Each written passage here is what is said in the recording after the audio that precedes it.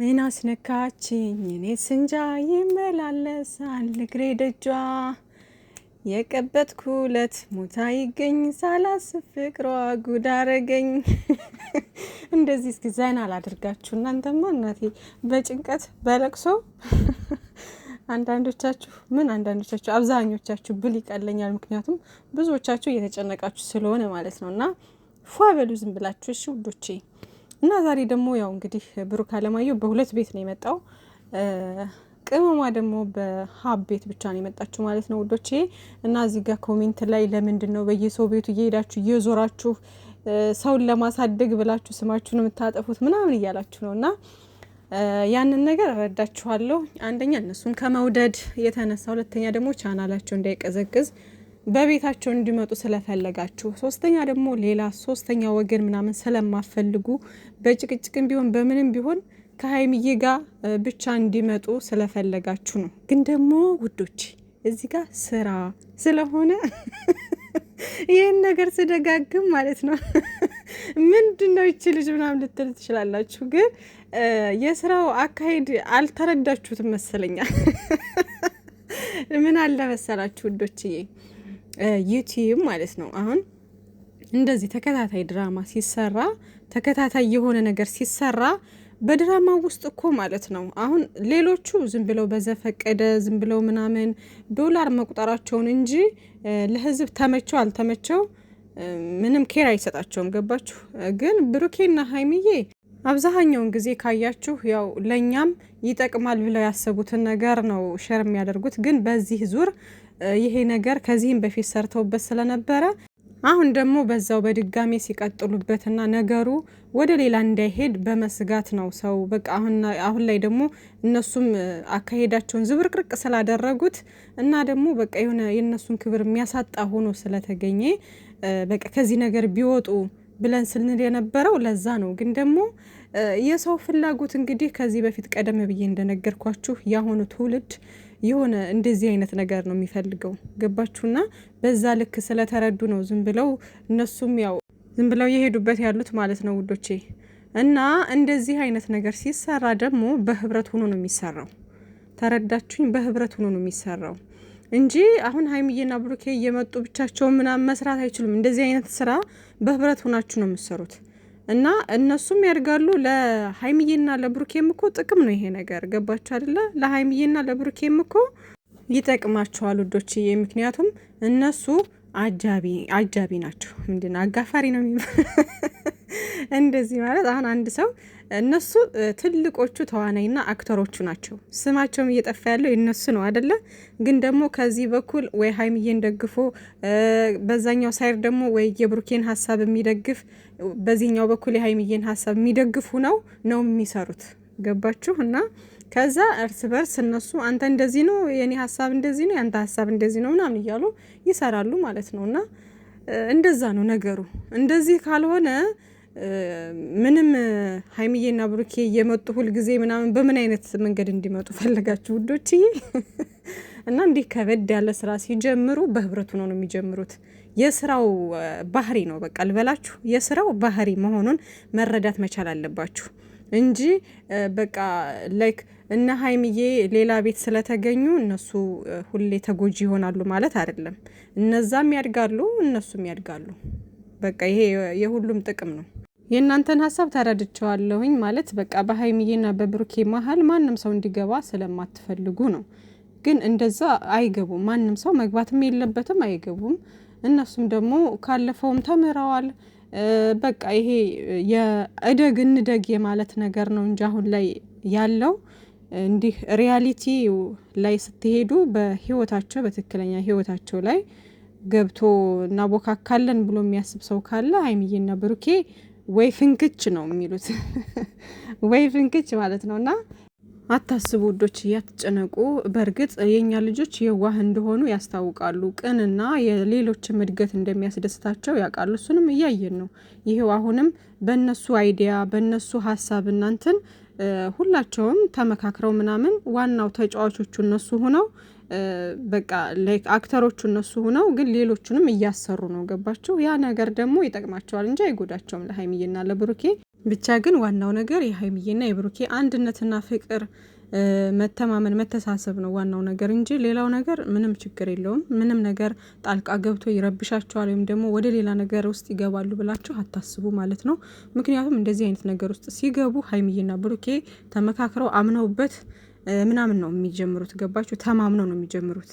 ምክንያቱም ስራና ስራ ስለሆነ ሀይሚዬም በራሷ ቻናል የተለያዩ ነገሮች ይለቀቃሉ፣ ብሩኬም በራሱ ቻናል፣ ሌሎችም እንደዚሁ ምናምን ተያይዘው አንድ ላይ ያድጉና ወደፊት ነገ የተሻለ ነገር ለመድረስ ነገ የተሻለ ነገር ለማምጣት ነው አሁን ላይ ዝቅ ብለው እንደዚህ እየሰሩ ያሉት ማለት ነው። እና በዚህ ሰዓት እነሱ እንደነገርኳቸው ከአዲስ አበባ ወደ ቡታጅራ ሲመጡ አስበውበት ይሄን ነገር ከበፊት ራሱ ያልቋጩት አስበውበት ቀጥለው ሊሰሩ ስለፈለጉ ነው። ገባችሁ? እና አሁን ላይ የጻፉት የራሳቸው የሆነ ነገር አለ።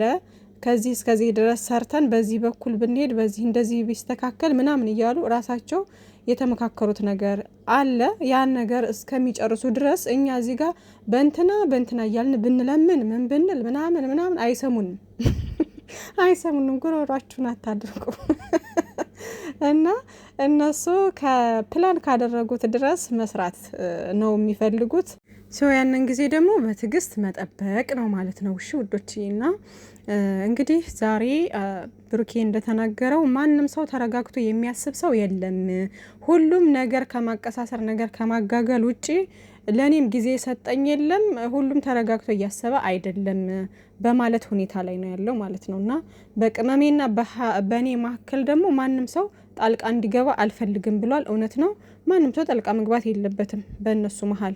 ምክንያቱም ሶስተኛ ወገን በሁለት በሚዋደዱ ፍቅረኛሞች መሀል ከገባ በቃ ሌላ ጭቅጭቅ፣ ሌላ ተካራ፣ ሌላ ነገር ነው የሚፈጠረው። ነገሮች እየሰፉ ነው የሚሄዱት። ስለዚህ ነገሮች እንዳይሰፉ ነገሮችን አጥብበው ችግሮችን መጋፈጥና ከነዚህ ችግሮች ሁሉ መውጣት የሚችሉት እነሱ አንድ ሆነው ሲጋፈጡ ነው ማለት ነው ውዶችዬ፣ እንጂ ሌላ ሰው በመሀል እየገባ ምናምን ከሆነ የሚያስጠላ ነው የሚሆነው። ገባችሁ? እና ብሩኬም እያለ ያለው ያን ነገር ነው። ለእኔ ጊዜ ስጡኝ ምናምን ነገሮችን አሁን ላይ በቃ ይሁን ብዬ ተቀብዬ ከዛ በኋላ ራሴን ካረጋጋሁ በኋላ ወደ ማጣራቱና ወደ ሌላ ስራ እገባለሁኝ አይነት ነገር ነው አሁን ዛሬ የተናገረው።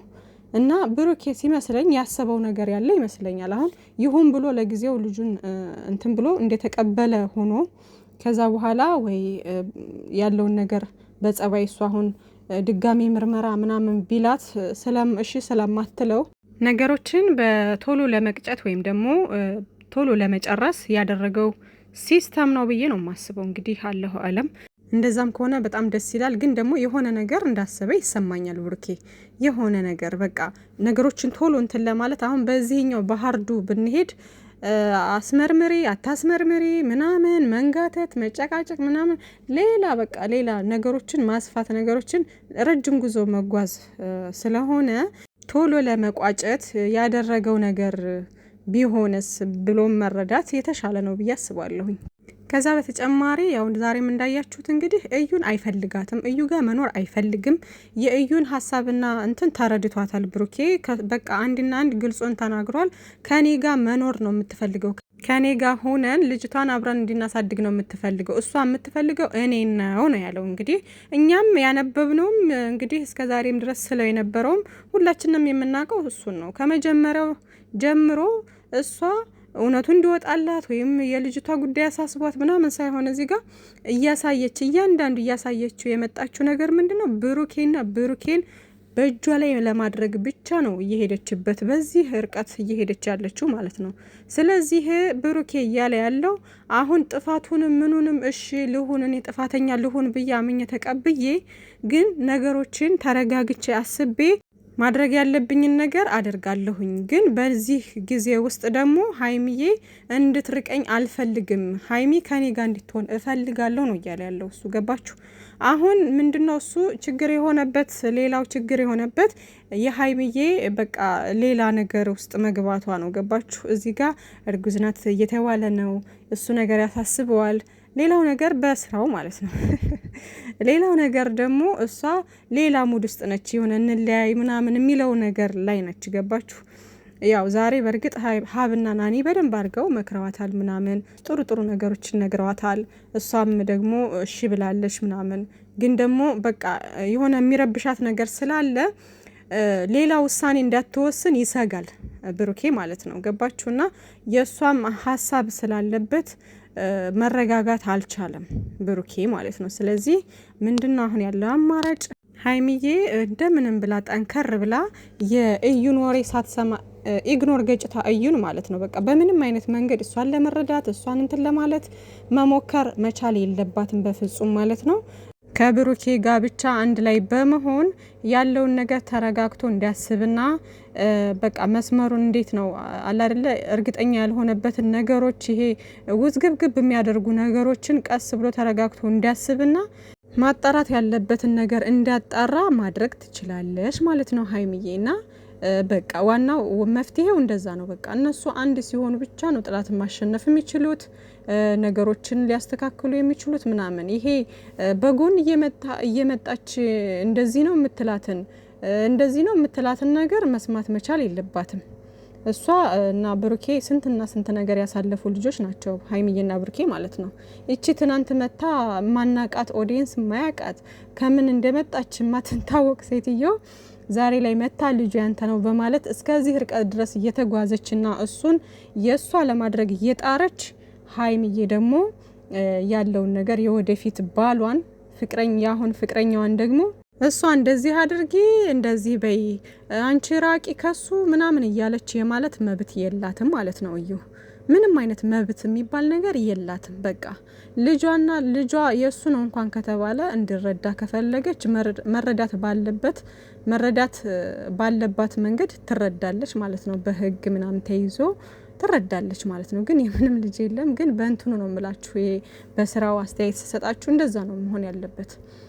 ገባችሁ? ከዛ ውጪ በጠብጣለሁ ምናምን አልፋ እንዲህ ያደርጋሉ ምናምን መብት የላትም። ማንም ደግሞ ፊት የሰጣት የለም። ብሩኬም ቢሆን ደግሞ ቆፍጠን ብሎ ነገሮችን ያስተካክላል። አሁን የቸገረው ሀይሚዬ በቃ ሌላ ሙድ ውስጥ እንዳትገባበት ሌላ ውሳኔ ውስጥ እንዳትገባበት ነው እያደረገ ያለው ማለት ነውና ለማንኛውም ማለት ነው እንግዲህ በዛኛው ቤትም በቢኒ ቤትም መጥቶ ቢኒ ሲያቀራራ ነበር።